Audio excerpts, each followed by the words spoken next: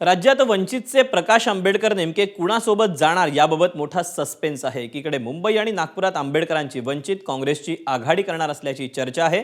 अशातच वंचितकडून दिलेल्या प्रस्तावामुळे काँग्रेस पेचात अडकली। मुंबई महापालिका निवडणुकीत 50% जागा वाटपावर ठाम असल्याचं प्रकाश आंबेडकरांनी स्पष्ट केलं। केवळ एवढंच नाही तर काँग्रेससह इतर पक्षांसोबत आघाडीच्या चर्चेवर सूचक विधान देखील त्यांनी केलं आहे।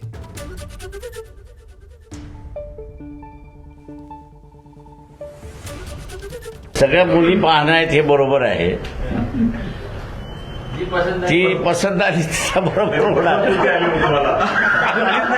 अजून झालीच नाही, अजून झालीच नाही हे तर कुठं सांगणार। चहा पाण्याचा कार्यक्रम सुरू आहे। नगरपालिकेमध्ये बऱ्यापैकी आलेलो आहोत, विदाऊट फंड्स, विदाऊट।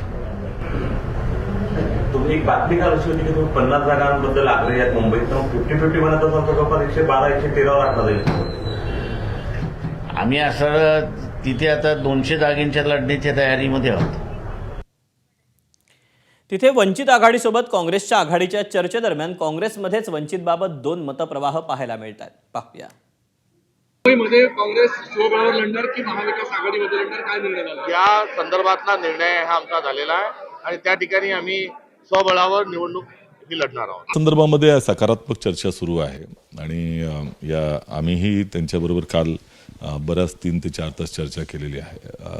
लवकरच या बाबतीमध्ये त्यांच्याकडनंही आमच्याशी जो संवाद चाललाय त्याला मूर्त स्वरूप देण्याचा प्रयत्न आमचा आहे। 2 दिवसामध्येच होण्याची शक्यता आहे। आता लवकरच आमची समिती गठीत केलेली आहे, त्याची चर्चा सुरू आहे। एबीपी माझा, उघडा डोळे बघा नीट।